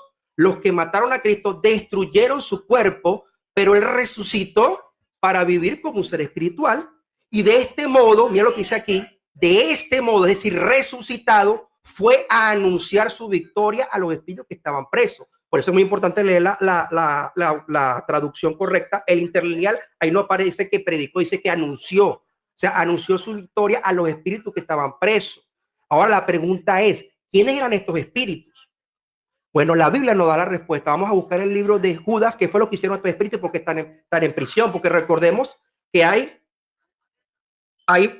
palabras, son 4 palabras que aparecen en la Biblia. Sale Gehenna, que se refiere al valle de Hinón, lugar en la afuera de Jerusalén donde se quemaba la basura destruida. Seol, que ocurre 65 veces en el Antiguo Testamento y significa sepulcro, sepultura. Hades, que es la misma palabra griega para Seol y significa lo mismo. Y Tártaro, que es lo que estamos hablando de esta prisión que estamos hablando, del pasaje, que indica a un estado de restricción o cárcel que la Biblia muestra a los ángeles caídos, pero no a seres humanos terrenales. Vamos a leer el libro de Judas. Judas 1:6 dice que, y los ángeles que no guardaron su dignidad, sino que abandonaron su propia morada, los ha guardado bajo oscuridad en prisiones eternas. La misma palabra que aparece en Primera de Pedro. Esos son los espíritus, porque recordemos que la Biblia a los seres humanos no los llama espíritu, la Biblia a los seres humanos los llama alma viviente. A lo que la Biblia llama espíritus es a los ángeles. Lo dice el libro de Hebreos, creo que de Hecho o Hebreo, dice que él hace a sus ángeles espíritus y a sus ministros llama de fuego. Entonces, Un minuto, compañero. los que están encerrados en esa prisión, a los que Jesucristo le fue a anunciar su victoria, lo hizo, fue resucitado, no lo hizo muerto, dice que lo hizo ya estando resucitado. El pasaje lo dice, dice que fueron a estos ángeles que no guardaron su dignidad y dice que Dios los puso como ejemplo, condenándolos y encerrándolos en prisiones eternas. ¿Y qué fue lo que hicieron estos ángeles? Se contaminaron con las hijas de los hombres, se materializaron, tuvieron relaciones y por esa forma, por haber hecho eso, Dios los encierra en prisiones. Dice, como Sodoma y Gomorra y la ciudad vecina, a los cuales de la misma manera que esto, es decir, que estos ángeles, habiendo fornicado, he ido en pos de vicio contra la naturaleza, fueron puestas, por ejemplo, sufriendo el castigo del fuego eterno. Así que esos ángeles, a mí, esos seres espirituales, amigos, no son personas, son estos ángeles que Dios encerró en el tártaro. Entonces, paso palabra. Muy bien. Por favor, silencia el micrófono, Ricardo. Bueno, entonces vamos ya a la segunda pregunta del amigo León. León, cuando estés listo, por favor, avísame.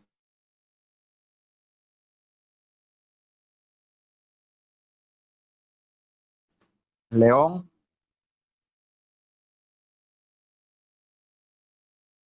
Listo. Ok,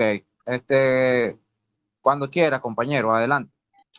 Bueno, me gustaría que el hermano Ricardo me explicara también cómo es que se llega a la conclusión eh, de que esos dos pasajes están relacionados al pasaje de los ángeles. ¿Cómo es que se llega a la conclusión de que solamente son ángeles y no pueden ser también personas que se encuentran en el abismo?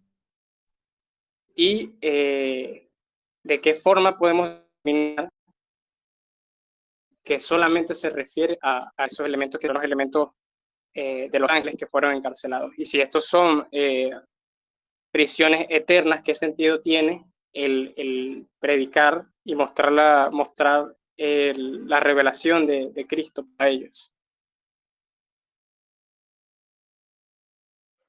Ok, bueno, ya yo respondí esa pregunta. Ya yo la Listo. respondí, pues me la estás volviendo otra vez, ya te dije. Eh, Bueno, me avisa. sí, bueno, 3 minutos, Bueno, compañero, adelante. ya yo respondí esa pregunta. No sé por qué me la hace de nuevo. Ya te dije que estos Pero, o seres. sea, me citaste, o sea, me citaste los versículos, pero ¿cómo los relacionas? O sea, Párame, ya te voy a explicar. Párame el tiempo ahí, Enrique. Vuélvemelo Sí, otra vez sí, a. ok, ya. Primeramente, vamos a silenciar allí los micrófonos, Tranquilo, que porfa. ya te voy a explicar. Ya te voy a explicar eso. Y Ok, te lo expliqué. tiene Ajá.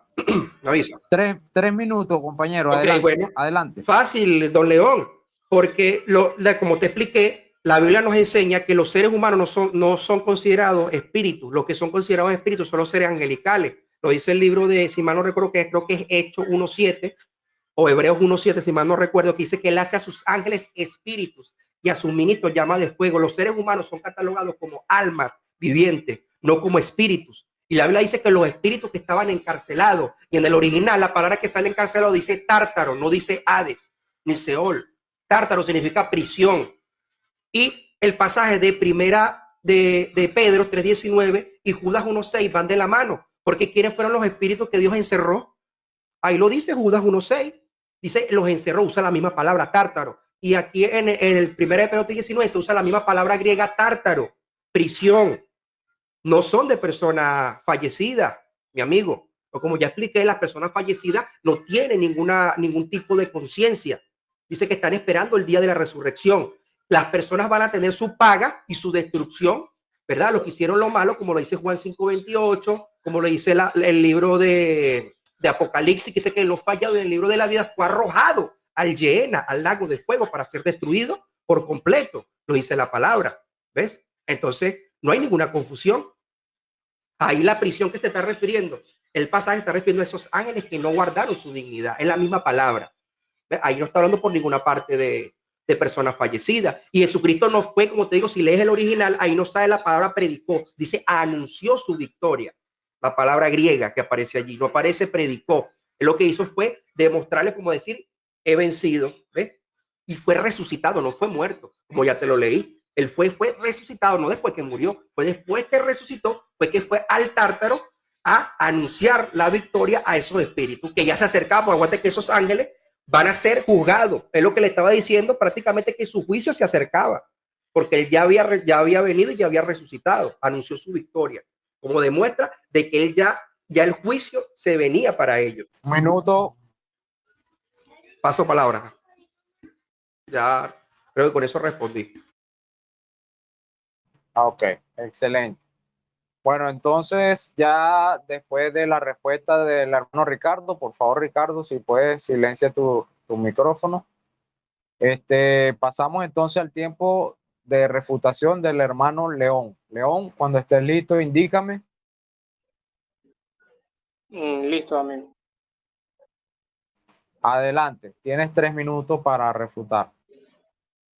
Ok, entiendo la respuesta del hermano, pero me parece, digamos, una conclusión arbitraria con respecto a que solamente se puede referir a esos espíritus, siendo que muchas veces, por ejemplo, en Proverbios 20, se dice lámpara de Adonai es el espíritu del hombre. Entonces, sí hay pasajes en los que a veces se menciona el espíritu del hombre y no deberíamos llegar a una conclusión tan apresurada para decir, no, es que se refiere específicamente a los espíritus de los ángeles encarcelados. Y yo quiero acotar que también la dimensión del término Gehinnom, ya que el hermano Ricardo parece asociarlo siempre a un lugar físico exclusivamente. Creo que había que hacer la acotación de que el Gehinnom, que pasa a ser el purgatorio en la tradición cristiana, no es algo que no es un lugar místico de purificación que se haya inventado el cristianismo, sino que es una herencia de las tradiciones del pueblo de Israel, ya que a pesar de que tenía este nombre, Gehinnom, sí, la tradición tanto de Israel como la de la cristiana primitiva lo considera como un sitio de purificación espiritual donde las almas tienen que purgarse. Paso palabra.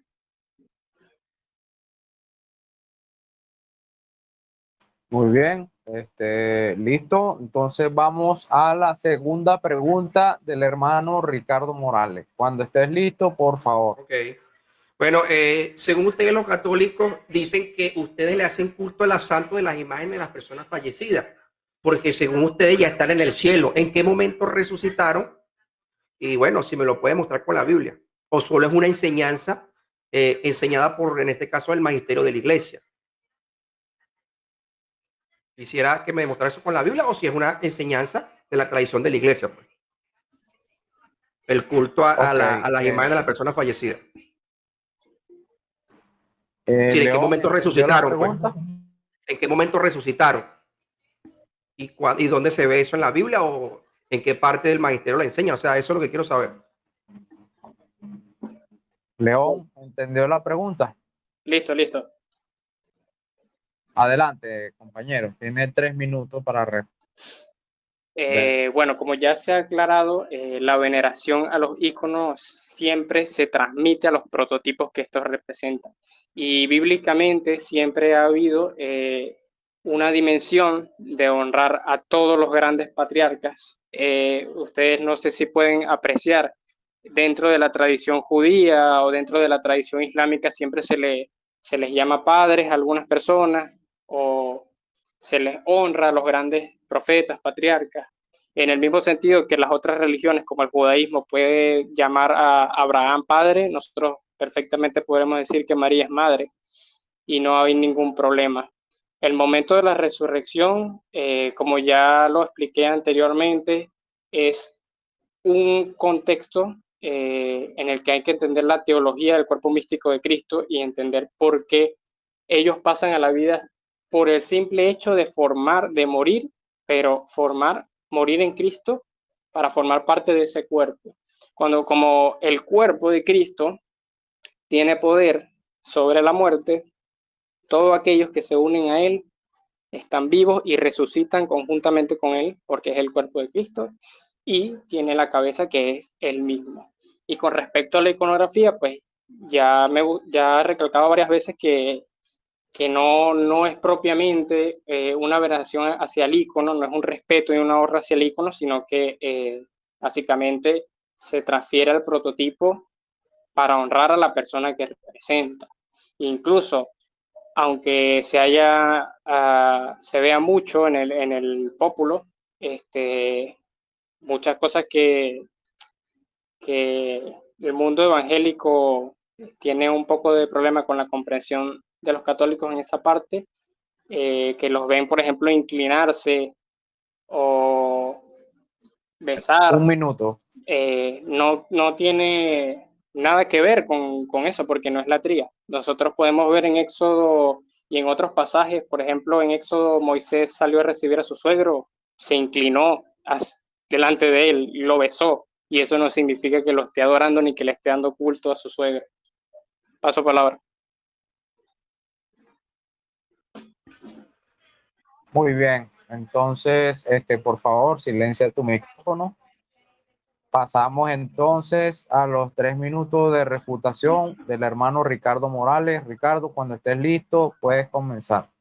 Listo, bueno, como pueden ver, don León no demostró nada, siguió diciendo que eso que no es bíblico, dice que cuando Jesucristo resucita, todas las personas también resucitaron, todas las que mueren resucitan, y eso es algo que es mentira, porque la Biblia dice que todos resucitaron en su venida, y como ya demostré bíblicamente, Pablo hablaba de que primero se siembra el cuerpo terrenal y después que sale el cuerpo espiritual, pero el cuerpo espiritual, dice Pablo, que va a salir en la venida del Señor, no al momento de que muere. Así que por ahí está refutado don León. Y para recargar, como no me respondió la pregunta, ¿verdad? Vamos a leer rápidamente el libro de Hebreos 11, porque en ningún momento me dijo en qué momento resucitaron todos los patriarcas y todas las personas que han muerto desde los tiempos antiguos hasta cuando venga el Señor Jesucristo. En ningún momento me ha demostrado con un pasaje bíblico, pero yo sí le voy a demostrar con un pasaje bíblico, el libro de Hebreos 11, donde el apóstol o el escritor de Hebreos nos enseña que tanto los patriarcas y todos los que estemos hasta la venida del Señor seremos resucitados y perfeccionados junto con él en su venida. Para no leerlo todo, es el libro de Hebreos 11, cuando habla de todas las personas que fueron salvas por fe, pero me cabe, me llama la atención, es interesante, en el verso 32, ¿verdad? Dice, ¿y qué más digo? Dice el pasaje, porque el tiempo me faltaría contando de Gedeón, de Barak, de Sansón, de Yetet, de David, así como de Samuel, de los profetas, y todos estos, aunque no alcanzaron buen testimonio mediante la fe, no recibieron lo prometido. ¿Y qué era eso prometido? La promesa de la venida del Señor, del Mesías. ¿Ah? La perfección. Y dice, proveyendo Dios alguna cosa mejor para nosotros, para que estos no fuesen perfeccionados sin nosotros. ¿Cuándo es que nosotros vamos a ser perfeccionados? Cuando seamos resucitados, cuando este cuerpo corrupto sea vestido de inmortalidad y este cuerpo inmortal sea vestido de incorrupción, lo dice la escritura, es decir, vamos a hacer tener un cuerpo espiritual. Y dice aquí el pasaje, Un minuto. y con esto queda refutado totalmente, ¿verdad? De que nadie ha subido al cielo, como lo dice el libro de Juan 3:13, dice que nadie ha subido al cielo sino el que descendió de él, el Hijo del Hombre. ¿Por qué? Porque fue el único, como primicia, como lo demostré en 1 Corintios 15:20, que fue el único que como primicia resucitó y ascendió al cielo. Y dice que es el mediador entre Dios y los hombres. Y dice en la escritura que los demás van a resucitar, los muertos en Cristo, en su venida. Así que queda en jaque mate el señor León. Paso palabra. Muy bien, muy bien. Bueno, vamos entonces a la tercera y última pregunta del amigo León. Cuando esté listo, indícame, por favor.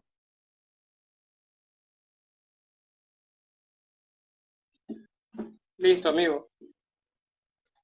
Adelante, compañero, formule su pregunta. Ok. Me gustaría preguntarle al hermano Ricardo cómo él interpreta Segunda de Corintios 5:8, que dice que porque ellos habiendo llegado a la patria y estando en presencia del Señor, no cesen de interceder por medio de él. Y cómo interpreta estos santos en la presencia de Dios que aparecen en el libro de Apocalipsis. A su palabra. Muy bien, Ricardo, ¿entendiste la pregunta, compañero?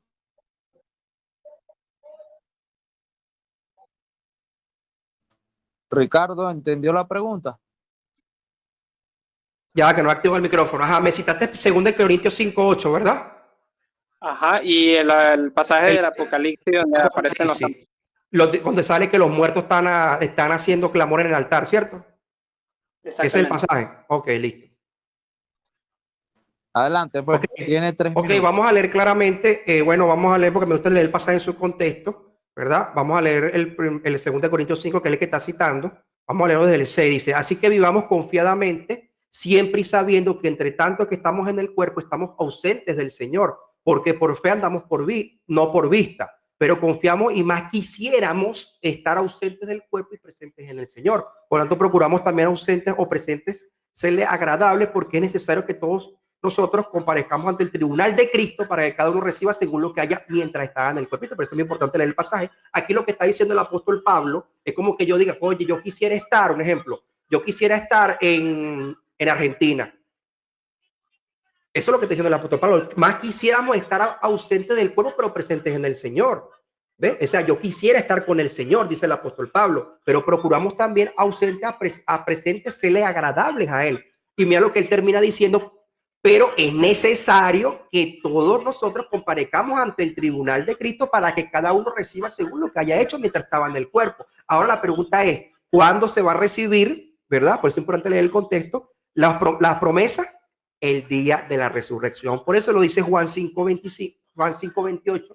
Dice, porque en los posteros días escucharán la voz del Señor y los muertos en Cristo resucitarán primero. Y dice Juan 5:28, dice que habrá resurrección, unos para vida eterna, que esa es el premio, y otros para condenación eterna. Entonces, ¿cuándo será? En la venida del Señor. Y con referente al pasaje de Apocalipsis, ahí te respondo la pregunta, ¿verdad? Y con referente al pasaje de Apocalipsis, el apóstol nos enseña, ¿verdad? Dice que él ve en la visión a las personas, dice, dime lo que dice, él dice a las almas, es decir, estaban vivas. Dice a las almas, o sea, eran personas vivas que estaban en el altar haciendo plegarias al Señor, ¿ves? Para vengar su muerte, ¿ok? Él estaba viendo una visión y esos estilos literarios lo vemos muy a menudo en la Biblia. Por ejemplo, eso lo podríamos llamar como una prosopopeya, donde se hacen hablar a personas fallecidas como si estuvieran muertas. Y ese estilo literario está mucho en la Biblia. Por ejemplo, lo podemos ver con la cuestión de la bestia, en el mismo Apocalipsis, cuando dice que ven al cordero que quita el pecado del mundo, que representa al Señor Jesucristo. No quiere decir que eso yo ser un cordero literalmente o el león de Judá, no. Son simbolismos, ¿ves? Son prosopopeyas. También lo vemos en el libro de Génesis, cuando Dios le dice a Caín y le dice que la sangre de Abel clamaba o hablaba desde el suelo de la tierra. ¿Eso quiere decir que sea literal? No. También lo vemos en el libro de Isaías, cuando dice que el profeta Isaías habla sobre los cedros y los líbanos que hablan, que dice que esperaban la llegada y hablaban entre sí sobre la llegada de la muerte del rey de Babilonia. ¿Ves? Entonces, ¿eso quiere decir que es literal? No, sencillamente alegoría, y lo que demuestra ese pasaje de Apocalipsis, ¿verdad? Hablando en sentido metafórico o simbolismo, es que esas personas, así como la sangre de Abel clamaba por justicia, esas personas figurativamente clamaban su venganza, pues. Pero no es literal. Paso palabra. Tiempo. Listo. Muy bien, vamos entonces a los 3 minutos de refutación del amigo León. León, si estás listo, adelante, compañero. Sí, listo. Bueno, de buenas primeras, tengo que seguir recalcando que la forma arbitraria de pensar en esa dimensión lineal no responde a lo que la iglesia primitiva y a la iglesia de continuidad histórica ha creído por lo largo de todos estos siglos, que es evidentemente participar en la comunión del cuerpo de Cristo. Cuando nosotros entendemos eso, yo creo que es bastante fácil darnos cuenta de que cuando se habla de la venida, es una venida propia para cada uno de los creyentes. No es algo lineal, sino que es algo absoluto desde la resurrección y desde la revelación de Cristo, que las personas que evidentemente han aceptado al Hijo de Dios, que han aceptado al Mesías, viven conjuntamente por mérito de él y por medio de su cuerpo. Si no se tiene eso, no se puede estar vivo, porque el que resucita es Jesucristo y nosotros lo único que podemos hacer es estar en él. Como dice el pasaje, él es la vid, nosotros los sarmientos. Si no estás en el cuerpo, no puedes llegar a la vida. Desde esa perspectiva, obviamente, nosotros interpretamos que estos versículos hablan de la presencia de los santos en el altar y con Dios y en él. Sin más que decir, bueno, respeto la postura de mi hermano, pero creo que me adhiero a la tradición y a lo que los cristianos han creído durante todos estos siglos. Paso la palabra. Gracias. Muy bien. Por favor, silencia el micrófono. Excelente. Bueno, entonces vamos a la tercera y última pregunta del hermano Ricardo Morales. Ricardo, cuando estés listo, adelante, compañero. Listo, listo. Para León esta pregunta. León, si ustedes dicen que se sujetan a la tradición y magisterio, ¿verdad? Y concilio de la Iglesia Católica, y bueno, también lo ha dicho que a la Biblia, quisiera saber si ustedes adoran las imágenes de los santos que murieron, es decir, de los apóstoles, de María, de todas las personas fallecidas, los santos fallecidos. Si ustedes se sujetan a la tradición y magisterio y concilio de la Iglesia Católica y a la Biblia, quisiera saber si ustedes hacen eso, practican la adoración de esas imágenes. Paso palabra. Muy bien. León, ¿entendió la pregunta? Sí, entendí la pregunta.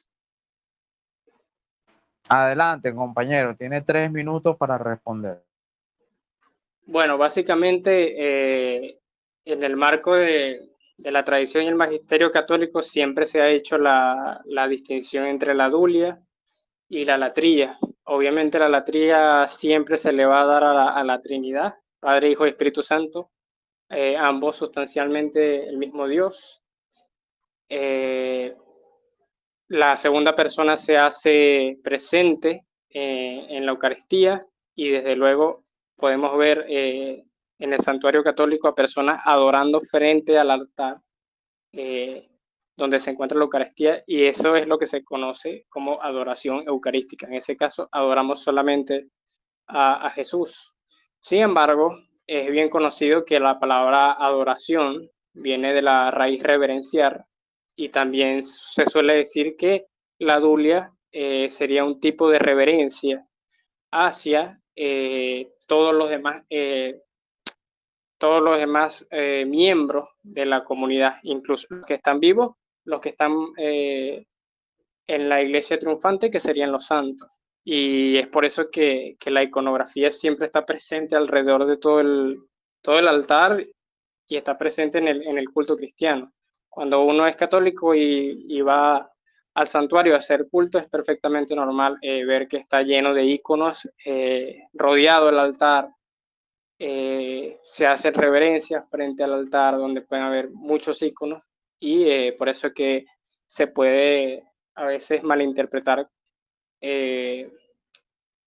o digamos lo que comúnmente se dice por los círculos de el evangelismo, que es que adoran a las, a las, a las personas que representan los íconos, pero desde luego esto no es así, sino que tienen una reverencia especial, no es una adoración látrica, 1 minuto. sino una veneración hacia estas personas. Paso palabra. Muy bien. Puedes silenciar tu micrófono, por favor. Y entonces pasamos a los 3 minutos de refutación del hermano Ricardo Bueno, Morales. como pueden ver, Ricardo, cuando estés listo, bueno, como pueden adelante. ver, según Don León, ellos no practican la adoración, pero entonces estarían yendo en contra de la Biblia, ¿verdad? Ellos los adoran a las imágenes, según lo que me está comentando. Entonces ellos, uno, no creen en la Biblia. ¿Por qué no creen en la Biblia? Porque la Biblia prohíbe el culto a las imágenes, es decir, que se le haga culto religioso, se le inclinen, le prendan velas, le hagan plegaria, porque son personas que están muertas, se llama culto a los muertos. Dios la prohíbe. León no está de acuerdo con la Biblia. Segundo, dice que sigue la tradición del magisterio y el concilio de la Iglesia Católica, y tampoco lo cree. O sea, está en contra de eso, porque vamos a leer rápidamente lo que dice el texto de Anastasio, ¿verdad? El numeral 654, vamos a ver el 650, dice: decretamos que la sagrada imagen de nuestro Señor Jesucristo, liberador y salvador de todos, sea adorada con honor, igual que el libro de los sagrados evangelios. Numeral 654 dice: y es digno que según la conveniencia de la razón y la antiquísima tradición, puesto que el honor se refiere a los originales mismos, también derivadamente se honren y adoren a las imágenes mismas del mismo modo que al sagrado libro de los santos evangelios. 655. Si alguno pues no adora a la imagen de Cristo Salvador, no vea su forma cuando venga a ser glorificado en su gloria paterna y glorificar a su santo, si no sea ajeno a su comunión claridad. El 656, igualmente a la imagen de la Inmaculada Madre suya, engendradora de Dios, María Madre, Además, pintamos las imágenes de los santos, ángeles, tal como por palabra lo representa la Divina Escritura, y honramos y adoramos la de los apóstoles, digno de toda alabanza, de los profetas, de los mártires y santos varones de todos los santos, y lo que así nos sienten sea anatema del Padre, el Hijo y del Espíritu Santo. Es decir, don León no es católico, don León no cree en la Biblia, no cree en el magisterio, no cree en el concilio de la Iglesia Católica. Entonces don León no es un verdadero católico. Y bueno, aquí termino mi intervención, y bueno, que toda la gente saque sus conclusiones. Don León no cree a la Biblia, no cree a la tradición y magisterio de su propio concilio de la Iglesia Católica que él tanto defiende. Entonces, bueno, paso palabra, y bueno, que todos los oyentes, como ya dije, saquen sus conclusiones. Bien, silenciamos micrófono, compañeros. Entonces pasamos a la conclusión.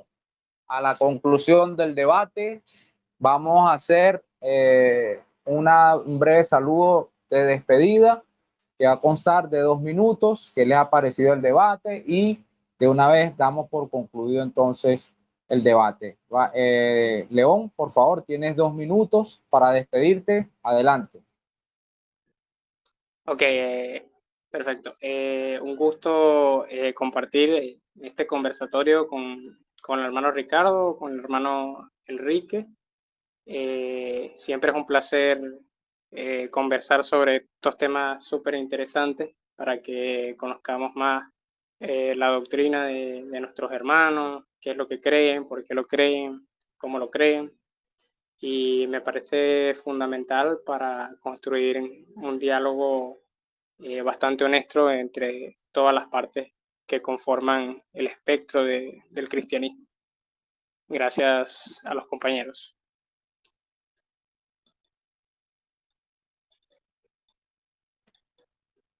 ¿Concluyes con eso?